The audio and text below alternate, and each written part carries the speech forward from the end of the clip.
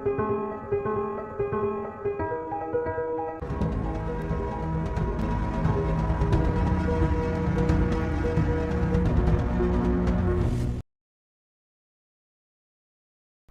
நம்ம பார்க்க போகிறது 1988 ரிலீஸ் ஆன கிரேவ் ஆஃப் தி ஃபயர்ஃப்ளைஸ் அப்படிங்கிற Japanese anime emotional drama movie பற்றி தான். இந்த படம் ரொம்பவே சூப்பராக இருக்கும். இந்த படத்தோட ஆரம்பத்தில் ஒரு ரயில்வே ஸ்டேஷனை காமிக்கிறாங்க. இது செப்டம்பர் 1945 அந்த டைமிங்கு.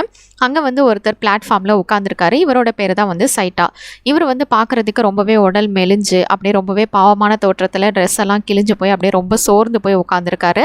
அவரால் அந்த இடத்துல இருந்து தலையை கூட நிமிர்த்த முடியல. அந்த அளவுக்கு ரொம்பவே சோர்ந்து போய் அவர் அங்கே உட்காந்துருக்காரு.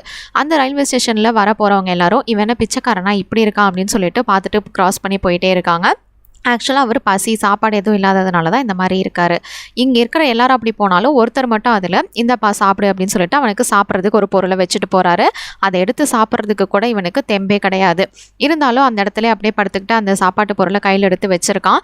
அப்போ வந்து அவனுக்கு ஒரு சின்ன பொண்ணோட குரல் வந்து கேட்குது. அண்ணா எனக்கு பசிக்குது, சீக்கிரம் சாப்பாடு கொண்டு வாங்க அப்படின்னு சொல்லிட்டு. உனக்கு பசிக்குதா? அதோ நான் சீக்கிரமாக வரேன் அப்படின்னு சொல்லிட்டு இவர் வந்து சொல்கிறாரு. அப்புறம் பார்த்தா அவர் மேலே அப்படியே ஈயெல்லாம் முழிச்சிட்ருக்கு. இந்த மாதிரி ஒரு குரல் மட்டும் அவருக்கு கேட்குது. இவரால் ஆனால் எந்திரிக்க கூட முடியல, அந்த இடத்துல கிடக்கிறாரு.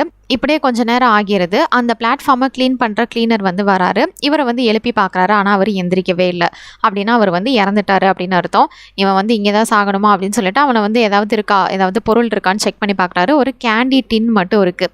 இதை மட்டும் வச்சு என்ன பண்ண போகிறோம் அப்படின்னு சொல்லிட்டு அவர் வந்து வெளியில் வந்து அதை தூக்கி போட்டுடுறாரு. அப்படி அவர் தூக்கி போட்டதுமே அந்த கேண்டி டின்லேருந்து சில எலும்பு துண்டுகள், அப்புறம் வந்து சாம்பல், அது எல்லாமே வருது. அது மட்டும் இல்லை, அதோட நிறைய மின்மினி பூச்சிகள், அப்புறம் அந்த சின்ன பொண்ணு அவனோட தங்கச்சியான செட்ஸ்கோ அப்படின்ற இந்த பொண்ணு வெளியில் வந்துடுறாங்க. அப்படின்னா என்ன அர்த்தம்னா, இந்த பொண்ணு ஏற்கனவே இறந்து போயிட்டா. அவளோட சோல் தான் வந்து இப்போ இந்த இடத்துல இருக்குது. அவள் வந்து அவளை சுற்றி இருக்கிற மின்முனியை பூச்சியை பார்த்து சந்தோஷப்படுறான். ஆனால் எதிர்த்தாப்பில் வந்துட்டு அவனோட அண்ணா அப்படி இருக்கிறத பார்த்துட்டு, அண்ணா உனக்கு என்ன ஆச்சு அப்படின்னு சொல்லிட்டு பார்க்க போகிறா. அப்போ பின்னாடியிலேருந்து யாரோ அவளை பிடிக்கிறாங்க. அது வேறு யாரும் கிடையாது, அவளோட அண்ணன் தான். அவனும் வந்து இப்போ இறந்துட்டான். ஸோ இவங்க 2 பேரோட சோல் தான் இது. இவங்க 2 பேர் ரொம்பவே சந்தோஷமாக இருக்காங்க.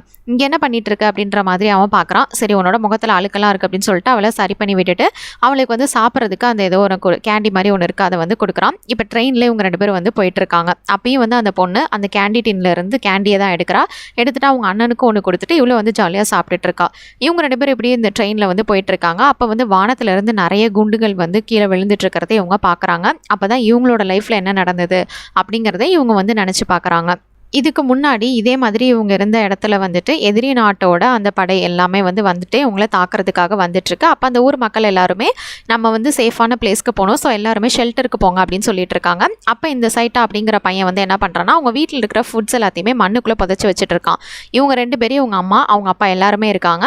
இவங்க அம்மா வந்து சீக்கிரமாக நீங்கள் கிளம்பி வாங்க, நான் வந்து முன்னாடி ஷெல்டருக்கு போகிறேன் அப்படின்னு சொல்கிறாங்க. அப்போ இந்த சைட்டாவும் வந்துட்டு சரி ஓகேம்மா நீங்கள் சீக்கிரமாக முன்னாடி போங்க, நான் பாப்பாவை கூட்டிகிட்டு வந்துடுறேன் அப்படின்னு சொல்லிட்டு சைட்டாவும் அந்த ஃபுட் எல்லாத்தையுமே வந்து புதைச்சி வச்சுட்டு இருக்கான். இப்போ அவங்க அம்மா வந்து ஷெல்டருக்கு கிளம்பிட்டாங்க. இவங்க 2 பேரும் வந்து இப்போ கிளம்புறாங்க. சைட்டா வந்து அவனோட தங்கச்சியை முதுகில் தூக்கிக்கிட்டு சரி நம்ம இங்கேருந்து சீக்கிரம் போயிடணும் அப்படின்னு சொல்லிட்டு கிளம்பும்போது அவள் வந்து என்னோட பொம்மையை மிஸ் பண்ணிட்டேன் இங்கே இருக்குது அப்படின்ற மாதிரி சொல்கிறான். சரின்னு சொல்லிட்டு சைட்டா அந்த பொம்மையை தூக்கிக்கிட்டு மறுபடியும் வந்து கிளம்புறாங்க இந்த இடத்துல இருந்து. அதுக்கு முன்னாடி அவங்க அப்பாவோட ஃபோட்டோவும் எடுத்துக்கிறாங்க. அவங்க அப்பா வந்து நேவியில் ஒர்க் பண்ணிட்டு இருப்பாரு. இவங்க அப்பாவோட ஃபோட்டோவையும் எடுத்துகிட்டு சரி இங்கேருந்து சீக்கிரமாக போய் ஆகணும் அப்படின்னு இவங்க வெளியில் வந்துட்டு கிளம்ப ஆரம்பிக்கிறாங்க. ஆனால் அந்த டைமிங்கில் அந்த எதிரி நாட்டோட பிளேன் எல்லாமே வந்துருச்சு. கீழே அந்த ஊரில் ஃபுல்லாகவே வந்து குண்டு மலையாக வந்து பொழிஞ்சிட்ருக்காங்க. ஸோ அது எல்லாமே வெடிச்சு அந்த இடமே வந்து செதற ஆரம்பிக்குது. இப்போ எப்படியாவது இவங்க 2 பேரும் இங்கேருந்து வந்து தப்பிச்சாகணும். அது மட்டும் இல்லை, இவங்கள மாதிரி இந்த இடத்துல நிறைய பேர் வந்து இருக்காங்க. அந்த மக்கள் எல்லாருமே சில பேர் வந்து அதில் அப்படியே எரிஞ்சு சாம்பல் ஆகுறாங்க. அங்கே இருக்கிற அனிமல்ஸ் எல்லாருமே வந்து பாதிக்கப்படுறாங்க. இவங்க 2 பேரும் எப்படியோ இங்கேருந்து தப்பிக்கணும் அப்படின்னு சொல்லிட்டு எப்படியோ ஓரளவுக்கு தப்பிச்சு ஒரு பிளேஸில் போயிடுறாங்க. ஒரு பிளேஸில் போய் ரிலாக்ஸ் பண்ணுறாங்க. அப்பா இதுலேருந்து எப்படியோ தப்பிச்சோமே அப்படின்ற மாதிரி பார்க்குறாங்க. இதுக்கப்புறமா இந்த குட்டி பொண்ணு வந்துட்டு அம்மா எங்கே இருப்பாங்க அப்படின்ற மாதிரி கேட்குறா. அம்மா கண்டிப்பாக வந்து ஷெல்டருக்கு போயிருப்பாங்க, அவங்களுக்கு ஒன்றும் பிரச்சனை இருக்காது, இப்போ வந்து நம்ம சீக்கிரமாக அங்கே போய் ஆகணும் அப்படின்ற மாதிரி அவங்க வந்து எந்திரிக்கிறாங்க. அப்போ அந்த பாப்பா முகத்தில் வந்து சில கரிகள் எல்லாமே விழுந்திருக்கு, பூசி இருக்குது. அதை வந்து அவங்க அண்ணன் க்ளீன் பண்ணி விட்டுட்டு சரி இங்கேருந்து நம்ம போகலாம் அப்படின்னு சொல்லும்போது என்னோட ஒரு ஸ்லிப்பர் வேறு காணாமல் போயிடுச்சு அப்படின்ற மாதிரி அந்த குட்டி பொண்ணு சொல்கிறா. அது ஒன்றும் பிரச்சனை இல்லை, நம்ம புது ஸ்லிப்பர் வாங்கிக்கலாம் அப்படின்ற மாதிரி அவன் சொல்லும்போது அதுக்கு நிறையா காசு வேணுமே அப்படின்னு பேசிகிட்டு இருக்கும்போது இவ பர்ஸ்லேருந்து சில பொருட்களை வந்து போடுறா. அதில் வந்து காசும் இருக்குது, சில பட்டன்ஸ் எல்லாமே இருக்குது. பட்டன்ஸையும் அவள் காசுன்னு நினச்சி சேர்த்து வச்சிருக்கா. பரவாயில்லையே இவ்வளோ காசு வச்சிருக்கியா, அப்போ எனக்கும் நான் ஸ்லிப்பர் வாங்கிக்கலாம் அப்படின்னு சொல்லிட்டு அவங்க அண்ணன் வந்து பேசிகிட்டு இருக்கான். சரி ஓகே நம்ம வந்து அம்மாவுக்கும் சேர்த்து வாங்கலாம் அப்படின்ற மாதிரி அந்த குட்டி பாப்பா சொல்கிறான். இப்போ வந்து நம்ம இங்கேருந்து சீக்கிரமாக கிளம்பி போகணும், ஷெல்டரில் போயிட்டு அம்மா கண்டிப்பாக இருப்பாங்க, அங்கே போய் பார்க்கலாம் அப்படின்னு சொல்லிட்டு இவங்க வந்து கிளம்ப ஆரம்பிக்கிறாங்க. அப்படி கிளம்பும்போது எந்திரிச்சு பார்க்குறாங்க, இவங்களோட ஊரே வந்து ஃபுல்லாக அப்படியே எரிஞ்சு சாம்பலாக போயிடுச்சு. இவங்களோட வீடு எதுவுமே அங்கே கிடையாது. அப்போ அந்த குட்டி பொண்ணு இதை பார்த்துட்டு கேட்குறா, இந்த இடம் இப்படி இருக்கு, அப்போ நம்ம வீடு என்ன ஆயிருக்கும் அப்படின்னு சொல்லிட்டு. நம்ம வீடு மட்டும் இல்லை, இந்த ஊரே மொத்தமாக அழிஞ்சு போச்சு, அதனால நம்ம தங்குறதுக்கு சர்வே பண்ணுறதுக்கு வேறு இடம் தான் பார்க்கணும் அப்படிங்கிற மாதிரி இவங்க பேசிக்கிட்டே வந்து போயிட்டுருக்காங்க. அப்படி போகும்போது சில ஆட்கள் வந்து அங்கே இருக்கிறத பார்க்குறாங்க. அந்த இடத்துக்கு போய் இவங்களும் உட்காந்து கொஞ்சம் வந்து ரிலாக்ஸ் பண்ணுறாங்க. அப்படி போகும்போது அந்த குட்டி பாப்பா வந்து எனக்கு பாத்ரூம் வருது அப்படின்னு சொல்கிறா. சரி ஓகே நீ போயிட்டு வா அப்படின்னு சொல்லிட்டு ஓரமாக அவளை அனுப்பிச்சி விட்றா அவன் அண்ணன். அப்போ வந்து ஒரு அனௌன்ஸ்மெண்ட் ஒருத்தர் வந்து கொடுக்குறாரு, யாருக்காவது இங்கே அடிபட்டிருந்தது அப்படின்னா பக்கத்தில் இருக்கிற ஸ்கூலில் வந்து ட்ரீட்மெண்ட் கொடுத்துட்ருக்கோம், அதனால் அங்கே போய் பார்த்துக்கோங்க அப்படின்னு சொல்கிறாங்க. உடனே இவனும் வந்துட்டு உன்னோட ஃபேஸில் வந்து லைட்டாக அடிபட்டிருக்கு, நம்ம போய் அங்கே பார்க்கலாம் அப்படின்னு சொல்லிட்டு தங்கச்சியை கூட்டிகிட்டு அந்த ஸ்கூலுக்கு வந்து போகிறான். அங்கே டாக்டர்ஸ் எல்லாருமே வந்து செக் பண்ணிட்டு இருக்காங்க. அப்போ வந்து இவங்களுக்கு தெரிஞ்ச ஒரு ஆன்ட்டியை பார்க்குறாங்க. அவங்க வந்து சைட்டாக கிட்ட உங்கள் அம்மாவை பார்த்தியா அப்படின்னு கேட்கும்போது இல்லையே அப்படின்னு அந்த பையன் சொல்கிறான். அவங்க அம்மாவுக்கு பயங்கரமாக அடிபட்டிருக்கு, அதனால் உள்ளே போய் பாரு அப்படின்னு சொல்லிட்டு தங்கச்சியை கூட்டிகிட்டு அவங்க தனியாக நிற்கிறாங்க. இவன் வந்து அந்த ஸ்கூலுக்குள்ளே போயிட்டு அவங்க அம்மாவை பார்க்குறான். இதில் வந்து நிறைய பேருக்கு அடிபட்டிருக்கிறதுனால யார் அவங்க அம்மா அப்படின்னு அவனால் கண்டுபிடிக்க முடியல. அப்போ அவங்க அம்மா போட்டிருந்த ரிங் மட்டும் அவனுக்கு கிடைக்குது. இந்த ரிங் போட்டிருந்தவங்க யார் அப்படின்னு சொல்லிட்டு அங்கே இருக்கிறவங்க கிட்ட விசாரிக்கிறான். அப்போ தான் வந்து இவங்களுக்கு ரொம்ப பயங்கரமாக அடிபட்டிருக்கு அப்படின்னு சொல்லிட்டு அவங்க அம்மாவை காமிக்கிறாங்க. அவங்க உடம்பு ஃபுல்லாகவே அடிபட்டிருக்கு. இந்த மாதிரி நிலைமையில அவங்க அம்மாவை பார்த்ததும் சைட்டாவால் வந்து தாங்கிக்கவே முடியல. இதை மட்டும் அவள் பார்த்தா, தங்கச்சி பார்த்தா அப்படின்னா அவள் வந்து இன்னும் அஃபெக்ட் ஆவா. அது மட்டும் இல்லை, அவளுக்கு அம்மாவை ரொம்ப பிடிக்கும். அதனால இந்த மாதிரி நிலைமையில கண்டிப்பாக அவள் வந்து அம்மாவை பார்க்கக்கூடாது அப்படிங்கிற மாதிரி அவன் வந்து பார்த்துக்கிறான். அதோட இதே மாதிரி உங்கள் அம்மா இருந்தாங்க அப்படின்னா கண்டிப்பாக அவங்கள காப்பாற்ற முடியாது அப்படிங்கிற மாதிரியே சொல்கிறாங்க. ஹாஸ்பிட்டலுக்கு கூட்டிகிட்டு போக சொல்கிறாங்க. இது எதுவுமே தெரியாமல் இந்த சின்ன பொண்ணு வந்து மண்ணில் உட்காந்து விளையாடிட்டு இருக்கா. இவன் வந்து ஹாஸ்பிட்டல்லேருந்து பார்த்துட்டு வந்துட்டு, ஸ்கூல்லேருந்து பார்த்துட்டு வந்துட்டு, சரி இதை பற்றி இவகிட்ட சொல்ல வேணாம் அப்படின்ற மாதிரி அவன் வந்து மறைச்சிட்றான். இப்போ வந்துட்டு இவங்க வந்ததுமே அண்ணா எனக்கு தண்ணி வேணும் அப்படின்னு கேட்குறான். அவனும் வந்து தண்ணி கொடுக்குறான். இதுக்கப்புறமா அந்த ஆண்டி நான் போய் உங்களுக்கு பிஸ்கெட்ஸ் வாங்கிட்டு வரேன் அப்படின்னு சொல்லிட்டு அவங்க வந்து கடைக்கு போய்ட்றாங்க. அவங்க போனதுக்கப்புறமா இந்த குட்டி பொண்ணு அம்மா எங்கே அப்படின்ற மாதிரி கேட்குறான். ஏன்னா இங்கே வந்து அம்மா இருப்பாங்கன்னு சொன்னீங்களா அப்படின்னு சொல்லும்போது அம்மா இந்த ஸ்கூலில் இல்லை, வேறு ஏதாவது ஸ்கூலில் இருப்பாங்க, அதனால் நம்ம நாளைக்கு அங்கே போய் பார்க்கலாம், அதனால் இப்போதைக்கு நீ இந்த மோதிரத்தை வந்து பத்திரமா வச்சுக்கோன்னு சொல்லிட்டு அந்த மோதிரத்தை வந்து அந்த பர்சுக்குள்ளே போட்டு அவகிட்ட கொடுக்குறான். ஆனால் அவளுக்கு வந்து கொஞ்சம் கூட நம்பிக்கையே இல்லை அம்மாவை பார்க்கணும் அப்படின்னு சொல்லிட்டு அவங்க பிஸ்கெட் வாங்கி கொடுத்துட்டு அங்கேருந்து கிளம்பிடுறாங்க. அந்த ஆண்டி இந்த பிஸ்கெட் சாப்பிடலாம் வா அப்படின்ற மாதிரி இவனும் கூப்பிட்றான். ஆனால் அந்த குட்டி பொண்ணுக்கு கொஞ்சம் கூட இன்ட்ரெஸ்ட்டே இல்லை. அவளை வந்து சமாளிக்கணும் அப்படின்னு சொல்லிட்டு இவன் வந்து நிறைய வித்தைகள்லாம் செஞ்சு காமிக்கிறான். இங்கே பாரு அண்ணனை பாரு, சிரி பேசு அப்படின்னு சொல்லிட்டு. ஆனால் அந்த பொண்ணு வந்து சுத்தமாக மாறுற மாதிரியே இல்லை. அம்மாவை நான் இன்றைக்கே பார்க்கணும் அப்படிங்கிற மாதிரி ரொம்பவே பிடிவாதத்தோடு இருக்கா. எப்படியோ அவளை சமாளித்து அங்கேருந்து வீட்டுக்கு கூட்டிகிட்டு போயிடுறாங்க. இப்போ நெக்ஸ்ட் டே ஆகுது, அவங்க அம்மா வந்து இறந்தே போயிடுறாங்க. ஏன்னா அவங்க அம்மாவை இந்த இடத்துல இருந்து காப்பாற்ற முடியாதுன்னு முன்னாடியே சொல்லியிருப்பாங்க. சரி இதை வந்து நம்ம கண்டிப்பாக தங்கச்சிக்கிட்ட சொல்லக்கூடாதுன்னு சொல்லிட்டு இவனே அவங்க அம்மாவோட இதை எரிச்சிட்டு அந்த சாம்பலையும் எடுத்துகிட்டு ஒரு பாக்ஸில் போட்டு இப்போ வந்து வருவான். இவன் தங்கச்சியை வந்து அவங்க ஆண்டி வீட்டில் தான் வந்து விட்டுட்டு போயிருப்பான். இப்போ அவளுக்கு இந்த விஷயம் தெரியக்கூடாதுன்னு வெளியில் அந்த சாம்பலை ஒரு இடத்துல ஒளிச்சு வச்சுட்ருப்பான். அப்போ வந்து கரெக்டாக அவள் வந்துடுவா. வந்தோடனே அம்மா எங்கம்மா, அம்மா எங்கண்ணா அப்படின்னு வந்து அவள் கேட்டுட்ருப்பான். அப்போ வந்து அம்மா கண்டிப்பாக நாளைக்கு போய் பார்க்கலாம், இல்லைன்னா வருவாங்க அப்படின்ற மாதிரி அவன் சொல்லி சமாளிச்சிட்ருக்கான். இதுக்கப்புறமா அவள் உள்ளே போய் உட்காந்து ரொம்பவே ஃபீல் பண்ணிகிட்டு இருக்கான் அந்த மோதிரத்தை பார்த்து. ஏன்னா இந்த மோதிரத்தை அம்மா இது வரைக்கும் கழட்டினதே இல்லை, எனக்காக கொடுத்துருக்காங்க அப்படின்னா அவங்கள பார்க்கும்போது கண்டிப்பாக நான் தேங்க்ஸ் சொல்லணும் அப்படிங்கிற மாதிரி வந்து சொல்லிட்டு இருக்கா. சரி ஓகே அதெல்லாம் அப்புறமா சொல்லலாம், இப்போ நீ வந்து படுத்து கொஞ்சம் ரெஸ்ட் எடு அப்படிங்கிற மாதிரி அவன் வந்து எவ்வளோ சமாதானப்படுத்தி படுக்க வைக்கிறான். அப்படி அவள் தூங்கினதுக்கப்புறமா இவன் வந்து அவங்க அம்மாவோட சமாதி எடுத்து ஒரு இடத்துல வந்து புதைச்சி வச்சிடறான். இதுக்கப்புறமா நெக்ஸ்ட் டே ஆகுது. இவங்க வீட்டில் வந்து இவன் சில ஃபுட்ஸ் எல்லாத்தையும் கிரவுண்டில் வந்து புதைச்சி வச்சிருப்பான்ல, அது எல்லாத்தையும் எடுத்துகிட்டு வரான். ஏன்னா இவங்களுக்கு வந்து ஹெல்ப்ஃபுல்லாக இருக்கும் அப்படின்னு சொல்லிட்டு. அப்போ அந்த கேண்டி டின்னும் இருக்குது, அது தங்கச்சிக்கு பிடிக்கும்னு சொல்லிட்டு அதையும் எடுத்து வச்சுக்கிறான். இவன்கிட்ட இருந்த எல்லா திங்ஸுமே எடுத்து போட்டுட்டு ஒரு தள்ளுவண்டியில் வந்துட்டுருக்கான். அப்போ ஒரு தண்ணி பைப்லேருந்து தண்ணி பீச்சு அடிச்சிட்ருக்கு. அதை ஃபுல்லாக குடிச்சிட்டு அவன்கிட்ட ஊறுகாய் இருக்கும், அதை சாப்பிட்டு பார்க்குறான். அவ்வளோ சூப்பராக இருக்குது. சரி ஓகே இப்போதைக்கு இந்த ஃபுட்டெல்லாம் கொடுத்து நம்ம ஆன்ட்டிக்கு வந்து ஹெல்ப் பண்ணலாம், ஏன்னா நம்மளால் வேறு எதுவும் செய்ய முடியாதுன்னு சொல்லிட்டு இந்த ஃபுட்டெல்லாம் எடுத்துகிட்டு போய் அவங்க ஆண்டி கிட்ட கொடுக்குறான். அவங்களும் இதை பார்த்துட்டு ரொம்பவே சந்தோஷப்படுறாங்க. பரவாயில்ல இவ்வளோ ஃபுட்ஸ் இருக்கே அப்படின்னு சொல்லிட்டு. சரி அம்மா எப்போ வருவாங்க அப்படின்னு இவங்க கேட்கும்போது தான் இவன் வந்து இந்த விஷயத்தவே சொல்கிறான். அம்மா வந்து இறந்துட்டாங்க அப்படின்னு சொல்லிட்டு. ஏன் இதை வந்து சொல்லவே இல்லை அப்படின்னு அவள் கேட்கும்போது, இல்லை நேற்று வந்து உங்ககிட்ட சொல்லலான்னு தான் வந்தேன், தங்கச்சி இருந்தா அவளுக்கு தெரிஞ்சதுன்னா அவள் ரொம்பவே ஃபீல் பண்ணுவா, அதனால இப்போதைக்கு அவளுக்கு வந்து இந்த விஷயம் தெரிய வேணாம், நீங்களும் சொல்லாதீங்க அப்படின்னு சொல்லிடுறான். இதுக்கப்புறமா நைட் ஆகுது. இவளை கூட்டிகிட்டு இவன் வந்து வெளியில் வரான். அப்படி வரும்போது இங்கே நிறைய சவுண்ட்ஸ் எல்லாமே கேட்குது. இங்கே என்னம்மா சவுண்டு கேட்குது அப்படின்னு சொல்லிட்டு அவன் வந்து அந்த குட்டி வந்து கேட்குறா. அப்போ வந்து இவன் சொல்கிறான், இதெல்லாமே தவளை அந்த மாதிரி பூச்சிங்களோட சவுண்டு தான் அப்படின்னு சொல்லிட்டு. அப்போ வந்து ஒரு மின்மினி பூச்சி எடுத்து இவளுக்கு வந்து பிடிச்சி கொடுக்குறான். அதை வந்து அவள் ரொம்ப அழுத்திடுறா, அதனால அது வந்து இறந்து போயிடுது. இவ்வளோலாம் அழுத்தக்கூடாது, அதை வந்து லைட்டாக பிடிக்கணும், அப்போ தான் வந்து அதோட வெளிச்சம் இருக்கும் அப்படின்ற மாதிரி இன்னொரு பூச்சியை பிடிச்சி கொடுக்குறான். ஆனால் அந்த பூச்சியை பிடிக்கிறதுக்குள்ளே அது பறந்து போயிடுது. அதை பிடிக்கலாம் அப்படின்னு சொல்லிட்டு அவள் போகும்போது அங்கே வந்து நிறைய மின்மினி பூச்சிகள் இருக்குது. அதை பார்த்துட்டு அவள் ரொம்பவே சந்தோஷப்படுறா. அந்த இடத்துல அவளுக்கு வந்து பயங்கர சந்தோஷமாக இருக்குது. இதெல்லாம் பார்க்குறதுக்கே ரொம்ப அழகாக இருக்குது அப்படின்னு அவள் ஃபீல் பண்ணிகிட்டு இருக்கும்போது அவங்க அண்ணன் கண்ணை மூடி சொல்லு அப்படின்ற மாதிரி சொல்கிறான். அதே மாதிரி அவளும் சொல்கிறா. அந்த கேண்டி டின்னில் இருக்கிற அந்த சாக்லேட், அந்த கேண்டி வந்து இருக்கும், அதை எடுத்து அவளோட வாய்க்குள்ளே போடுறான். அது அவளுக்கு வந்து ரொம்பவே பிடிச்சது, ஃபேவரட் மிட்டாயி. அதை சாப்பிட்டுட்டு அவள் ரொம்பவே சந்தோஷப்படுறா. இந்த மின்மினி பூச்சிகள் அப்புறம் அந்த கேண்டி இதெல்லாம் சாப்பிட்டு அவள் ரொம்ப சந்தோஷமாக இருக்கிறத பார்த்து அவங்க அண்ணனும் வந்து சந்தோஷப்படுறான். பரவாயில்ல, இவள் வந்து கொஞ்சம் சந்தோஷமாக இருக்கா அப்படின்னு சொல்லிட்டு. இப்படியே அவங்களோட நாட்கள் வந்து போயிட்டுருக்கு. அப்போ வந்து அவங்க ஆண்டி இவன்கிட்ட வந்து விசாரிக்க வராங்க. நீ வந்து இதுக்கு முன்னாடி வேலை பார்த்துட்டு இருந்தியா, படிச்சுட்டு இருந்தியான்னு. வேலை தான் ஆண்டி பார்த்துட்டு இருந்தேன், ஸ்டீல் கம்பெனியில் ஒர்க் பண்ணிட்டு இருந்தேன், ஆனால் அந்த கம்பெனி எல்லாமே இப்போ தரமாட்டமாக ஆயிடுச்சு அப்படின்ற மாதிரி சொல்கிறான். அப்பாவுக்கும் லெட்டர் போட்டால் எந்த இன்ஃபர்மேஷனும் இன்னும் வரல அப்படின்ற மாதிரி சொல்கிறான். ஆமாம், நானும் லெட்டர் போட்டால் இன்னும் எதுவும் சொல்லாமல் இருக்காங்க, அவங்க வந்து சீக்கிரம் உங்களை கூட்டிகிட்டு போவாங்கல்ல அப்படிங்கிற மாதிரி இவங்க தங்கியிருக்கிறது அவங்களுக்கு பிடிக்காத மாதிரி இன்டெரக்டாக வந்து சொல்லிட்டு அங்கேருந்து போயிடுறாங்க. இதை வந்து இவனும் வந்து லைட்டாக புரிஞ்சுக்கிறான். அதே மாதிரி ஃபுட் எல்லாமே சமைச்சு கொடுக்கும்போது என்ன பண்ணுறாங்கன்னா, நல்ல காய் சோறு அதெல்லாமே வந்து அவங்களோட ஹஸ்பண்டுக்கும் பொண்ணுக்கும் வந்து நிறையா எடுத்து வைக்கிறாங்க.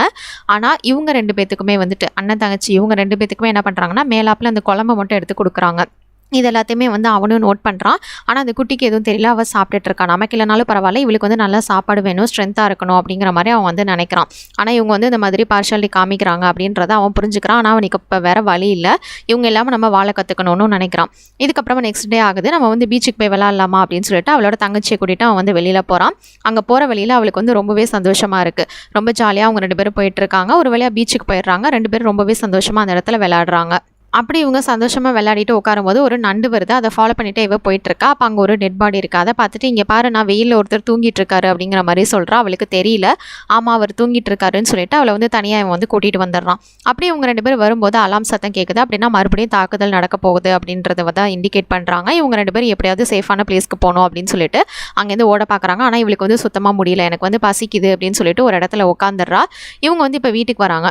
வீட்டுக்கு வந்ததுமே வந்துட்டு எப்படியோ வீட்டுக்கு வந்துடுறாங்க. அப்போ வந்து அவங்க ஆண்டி கிட்டே என்ன பண்ணுறான்னா, அவங்களோட அம்மா ட்ரெஸ் எல்லாத்தையும் விற்க சொல்கிறான். அப்படி விற்றுட்டு அரிசி எல்லாம் வாங்க சொல்கிறான். அட்லீஸ்ட் அதை வச்சாவது நம்மளோட தங்கச்சிக்காவது நல்ல சாப்பாடு போடுவாங்க அப்படிங்கிற மாதிரி அவன் யோசிக்கிறான். ஆனால் அவள் வந்து அவங்களோட அம்மா ட்ரெஸ்ஸை விற்கவே விடலை. எதுக்காக அம்மா ட்ரெஸ்லாம் விற்கிறீங்க அப்படின்னு சொல்லிட்டு அவள் வந்து கதறி அழுதுட்டுருக்கா. ஆனால் இவன் எப்படியோ வந்து அவளோட தங்கச்சியை பிடிச்சி வச்சுக்கிறான். நீ வந்து இப்போதைக்கு அமைதியாரு, நமக்கு வந்து சாப்பாடு வேணும், அதனால தான் அம்மா ட்ரெஸ்ஸை கொடுத்தேன் அப்படின்ற மாதிரி அவன் வந்து கொஞ்சம் அவளை வந்து சமாதானப்படுத்துகிறான். அதே மாதிரி அவங்களுக்கும் வந்து இப்போ கொஞ்சம் நல்லா அரிசி சாப்பாடு இதை வந்து கொடுக்குறாங்க. அதை வந்து நல்லா சாப்பிட்றாங்க. ஆனால் அதை விட அதிகமாக அவங்களோட ஹஸ்பண்டுக்கும் அவங்களோட பொண்ணுக்கும் வந்து கொடுக்குறாங்க. அப்போ இந்த குட்டி வந்துட்டு எனக்கும் பசிக்குது, இன்னும் கொஞ்சம் சாப்பாடு கொடுங்கன்னு கேட்கும்போது, உங்களுக்கு சாப்பாடெல்லாம் அவ்வளோதான், இனிமேல் மத்தியானம் தான். அது மட்டும் இல்லை, நான் வந்து காலையில் சமைக்கிறத நீங்கள் 3 வேளைக்கு வந்து ஷேர் பண்ணி சாப்பிட்டுக்கணும். ஏன்னா என்னோட ஹஸ்பண்டும் பொண்ணு வந்துட்டு வெளியில் போகிறாங்க, சம்பாதிக்கிறாங்க, அதனால அவங்களுக்கு வந்து நிறைய ஃபுட்டு தான் கண்டிப்பாக கொடுப்பேன், உங்களுக்கு வந்து இவ்வளோதான் அப்படின்னு ரொம்பவே ஸ்ட்ரிக்டாக சொல்லிடுறாங்க. இதை பார்த்துட்டு அந்த சின்ன பொண்ணு என்ன பண்ணுறான்னா, எங்கள் அம்மாவோட ட்ரெஸ் எல்லாம் விற்று தானே இந்த அரிசியெல்லாம் சாப்பாடெல்லாம் வாங்கினீங்க, அப்புறம் என்ன எங்களுக்கு கொடுக்கறதுக்கு அப்படிங்கிற மாதிரி கேட்குறா. இத்தினூண்டாக இருந்துட்டு வாயை பாரு, ஏதோ சோத்துக்கு கஷ்டப்படுறீங்க, அனாதையாக இருக்கீங்கன்னு உங்களை எடுத்து சோறெல்லாம் போட்டால் உங்களுக்கு வாய் ரொம்ப கொழுப்பு தான். இதுக்கப்புறம் உங்களுக்கு சாப்பாடு வேணும் அப்படின்னா நீங்களே சமைச்சு சாப்பிட்டுக்கோங்க, நான் வந்து செய்ய மாட்டேன் அப்படின்ற மாதிரி அந்த ஆண்டி வந்து சொல்லிவிட்டு அங்கேருந்து வந்து போயிடுறாங்க. இவங்களுக்கு இப்போ வேறு வழி இல்லை. இவன் என்ன பண்ணுறான்னா, அவங்க அம்மா வந்து பேங்க்கில் கொஞ்சம் அமௌண்ட் சேர்த்து வச்சுருப்பாங்க, அதை எடுக்கிறதுக்காக வந்திருப்பான். வெளியில் தான் இந்த குட்டி பொண்ணு இருப்பாள். அப்போ வந்து ஆப்போசிட் அவளுக்கு பக்கத்துலேயே வந்துட்டு ஒரு அம்மா வந்து ஒரு குட்டி பொண்ணுக்கு சாப்பாடு கொடுத்துட்டு அப்போ வந்து வீட்டில் வெயிட் பண்ணிட்டு இருக்காங்க. வா போகலாம் அப்படின்னு கூட்டிகிட்டு போவாங்க. ரொம்பவே சந்தோஷமாக இருப்பாங்க. அதை பார்த்துட்டு இவளுக்கு வந்து ரொம்பவே ஃபீலிங் ஆயிரும். இப்போ கரெக்டாக அவங்க அண்ணனும் வந்துடுவான். அவள் வந்து ரொம்பவே சோர்ந்து போய் உட்காந்துருப்பா. நமக்கு வந்து இப்போ நிறைய காசு இருக்குது, சாப்பாடு நம்ம என்ன வேணுமோ வாங்கிக்கலாம் வா அப்படின்ற மாதிரி கூப்பிடுவான். ஆனால் அவள் எதுவுமே ரெஸ்பான்ஸ் பண்ண மாட்டான். இங்கே பாரு, உனக்கு பிடிச்ச மிட்டாய் அப்படின்னு சொல்லிட்டு அவளுக்கு பிடிச்ச கேண்டியை கூட கொடுப்பான். ஆனால் வந்து அமைதியாகவே இருப்பாள். அப்போ தான் வந்து இவளுக்கு அம்மாவை பார்க்கணும் அப்படிங்கிற நினைப்பு வரும். ஆனால் அவளுக்கு வேறு வழி இல்லை. இப்போ இவங்க போயிட்டு இவங்களுக்கு தேவையான ஃபுட்ஸு, அதுக்கப்புறம் சமைக்கிறதுக்கு பாத்திரம் எல்லாம் வாங்கிப்பாங்க. இவளுக்கு ஒரு சீப்பு பிடிச்சிருக்கும், அதை எடுத்து சீவிட்டே இருப்பாள். சரி, அதையும் வந்து இவன் வாங்கிப்பான்.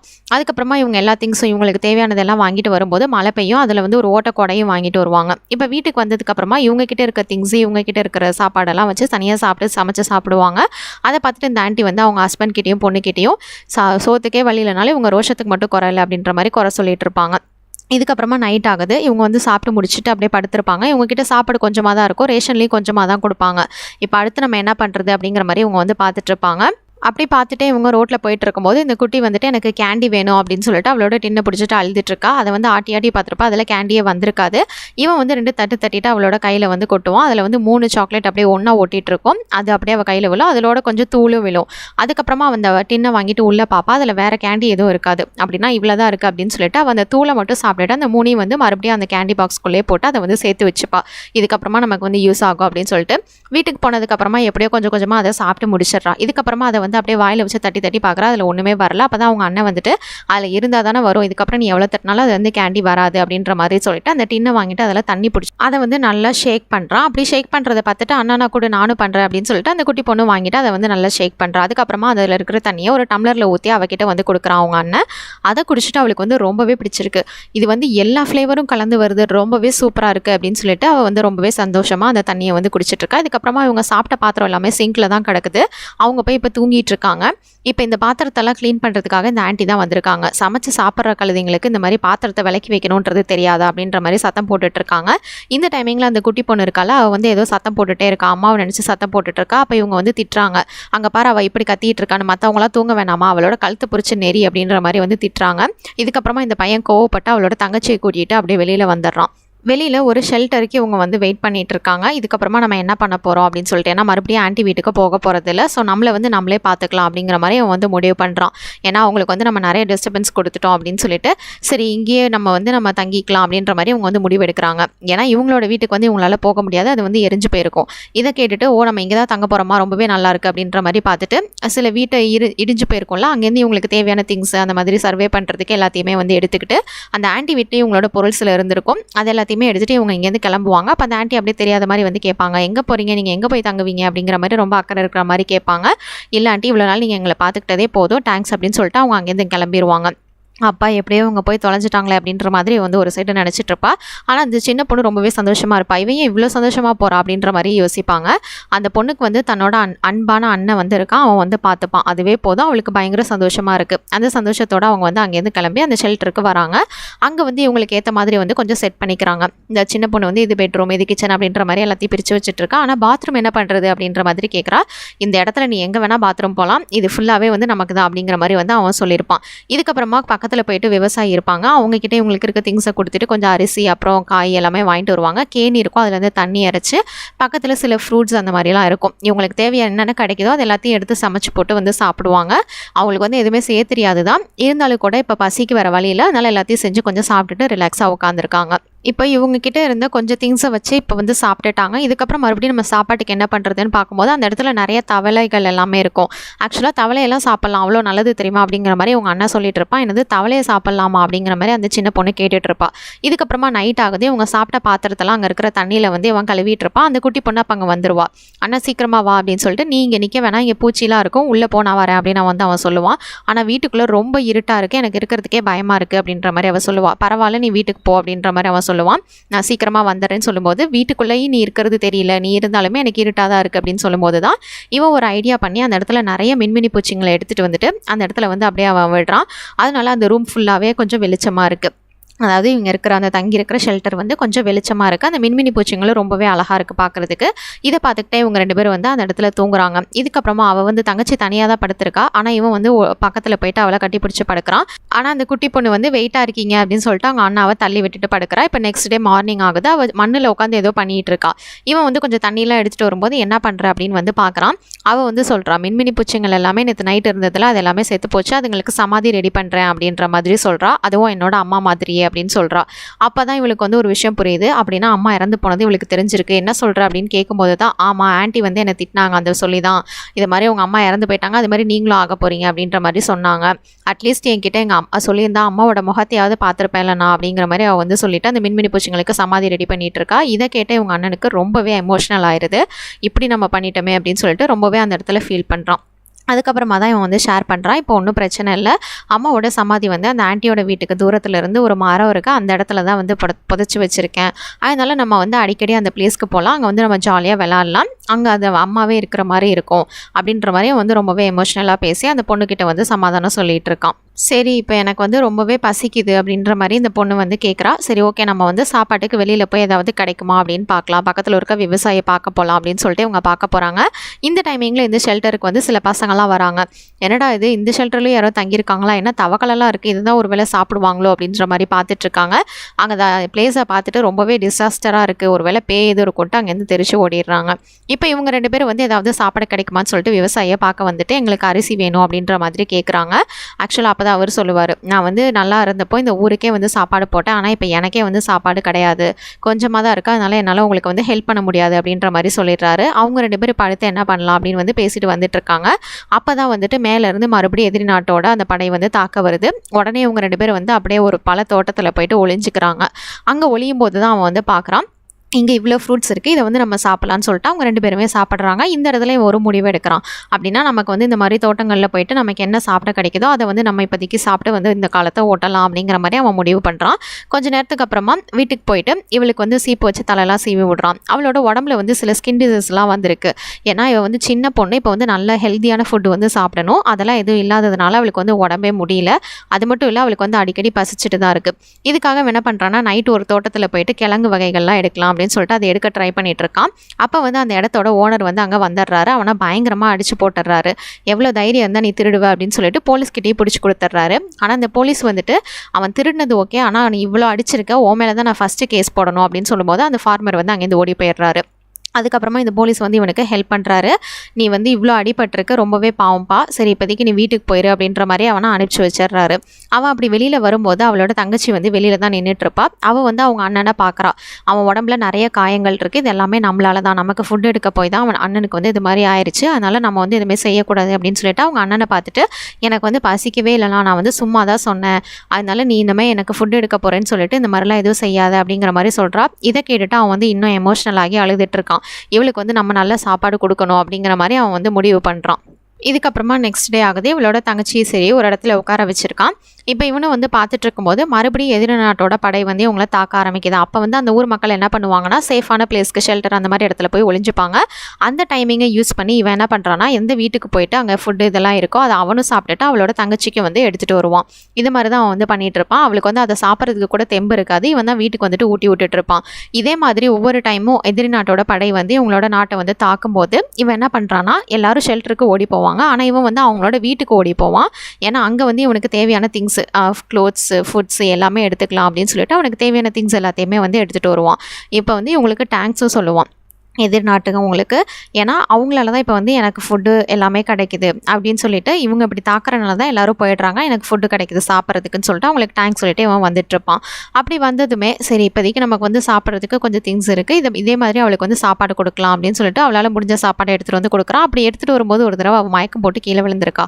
டாக்டர் கிட்ட போய் பார்க்கும்போது இவளுக்கு லூஸ் மோஷன் போய் உடம்பே ரொம்ப டயர்டாக இருக்குது, சாப்பாடு நல்லா கொடுங்க அப்படின்னு வந்து சொல்கிறாங்க. சாப்பாட்டுக்கு நான் என்ன பண்ணுறது அப்படின்ற மாதிரி அவன் கேட்குறான். இப்போ இவனுக்கு வந்து வேறு வழியே இல்லை, சாப்பாடு வந்து நல்லா கொடுத்தாகணும், அதனால ஏதாவது ஒன்று செஞ்சே ஆகணும். அப்போ அந்த டைமிங்கில் அவள் வந்து எனக்கு தண்ணி வேணும் அப்படின்னு கேட்குறா. தண்ணி கூட அவங்களுக்கு இல்லை, அதனால கீழே ஒருத்தர் ஐஸை வந்து அறுத்துட்ருக்காரு. அதுலேருந்து சில துட்களை எடுத்து அவளோட வாயில் வைக்கிறான். இது என்ன நான் ரொம்பவே சூப்பராக இருக்குது, ஐஸ்கிரீமா அப்படிங்கிற மாதிரி கேட்குறா. ஆமாம் ஐஸ்கிரீம் தான், சாப்பிடு அப்படிங்கிற மாதிரி அவனும் வந்து ஊட்டி விடுறான். அவள் வந்து ஆனால் ரொம்பவே சோர்ந்து போயிருக்கா. சரி உனக்கு சாப்பிட்றதுக்கு என்னென்ன பிடிக்கும் அப்படின்னு வந்து இவன் கேட்டுட்டு வந்துட்டுருக்கான். அப்போ தான் அவளும் வந்துட்டு எனக்கு நூடுல்ஸ் பிடிச்சிருக்கு, நூடுல்ஸ் சாப்பிட்ணும், அதுக்கப்புறம் ரைஸ் பால், அப்புறம் அந்த என்னோட கேண்டி அந்த மாதிரி லிஸ்ட்டு வந்து சொல்லிகிட்டு இருக்கா. சரின்னு இவனும் போயிட்டு பேங்க்கில் இருக்கிற மொத்த அமௌண்ட்டையுமே வந்து எடுத்துக்கிறான். ஏன்னா இவனுக்கு ஒரு இன்ஃபர்மேஷன் வந்திருக்கும். அது என்ன அப்படின்னா மிலிட்ரி எல்லா ஃபோர்ஸஸுமே வந்து காலி ஆயிடுச்சு, ஜப்பான் வந்து திட்டத்தட்ட தோக்க போகுது அப்படிங்கிற மாதிரி அங்கே வந்து பேசிகிட்டு இருப்பாங்க. அப்போ தான் இவன் புரிஞ்சுக்கிறான். அப்படின்னா அப்பாவும் இறந்துட்டாரு, அப்பாவும் கண்டிப்பாக வரப்போகிறதில்ல, நம்ம தான் அவளை பார்த்துக்கணும் அப்படின்னு சொல்லிட்டு பேங்க்கில் இருக்கிற மொத்த பணத்தையும் எடுத்துகிட்டு சரி தங்கச்சியை பார்த்துக்கலாம் அப்படின்னு சொல்லிட்டு வீட்டுக்கு வந்துட்டு இருக்கான் அந்த ஷெல்டருக்கு. வீட்டுக்கு வந்து பார்க்கும்போது அவள் ரொம்பவே சோர்ந்து போய் படுத்திருக்கா. அது மட்டும் இல்லாமல் கல் எடுத்து அவள் சாப்பிட்டுட்டு இருக்கா. இதுதான் வந்து ரைஸ் பால், நான் சாப்பிட்டுட்டு உனக்கும் எடுத்து வச்சிருக்கேன் நான் அப்படின்ற மாதிரி வந்து சொல்கிறா. அவள் வந்து பசி மயக்கத்தில் என்ன சாப்பிட்றோம் என்ன பண்ணுறோங்கிறதே தெரியல, அந்த கல்லை தான் வந்து சாப்பிட்ருந்துருக்கா. எதுக்காக நீ கல்லெல்லாம் சாப்பிட்ற, அதெல்லாம் ஒன்றும் இல்லை, நான் வந்து உனக்கு நல்ல இது வாங்கிட்டு வந்திருக்கேன், இங்கே பாரு ஃப்ரூட் வாங்கிட்டு வந்திருக்கேன், அது மட்டும் இல்லை இந்த காசு கொடுத்தா வாங்கிட்டு வந்திருக்கேன், சாப்பிடு அப்படின்னு சொல்லிட்டு அவளுக்கு வந்து ஊட்டி விடுறான். அவளும் வந்து கொஞ்சமாக சாப்பிட்றா. இது வந்து சாப்பிட்றதுக்கு ரொம்பவே நல்லா இருக்கே, என்னது இது அப்படிங்கிற மாதிரி கேட்குறா. இது வந்து ஐஸ்கிரீம் அப்படின்ற மாதிரி அவன் வந்து சொல்கிறான். சரின்னு ஓகேன்னு சாப்பிட்டு முடிச்சுட்டு இவங்க 2 பேரும் வந்து படுத்திருக்காங்க. அவன் வந்து ரொம்பவே ஃபீலிங்காக இருக்கான். அவன் தங்கச்சியை கட்டி பிடிச்சிட்டு தான் படுத்திருக்கான். வெளியில் நல்லா மழை பெய்யுது. அப்படி மழை பெய்யும் போது இவளோட உடம்பு வந்து ரொம்பவே ஜில்லுன்னு இருக்கு. என்னன்னு பார்த்தா அவன் வந்து பசியால் அந்த குழந்தை வந்து இறந்தே போயிடுச்சு. இதுக்கப்புறமா அவளுக்கு பிடிச்ச அந்த பொம்மை அப்புறம் அந்த கேண்டிடின் எல்லாத்தையும் அவளோடய வச்சு எரிக்கலான்னு பிளான் பண்ணுறான். சரி அவளோட ஞாபகார்த்தமாக இந்த கேண்டிடின் மட்டுமாவது நம்ம கிட்ட இருக்கட்டும்னு அதை எடுத்து வச்சுக்கிறான்.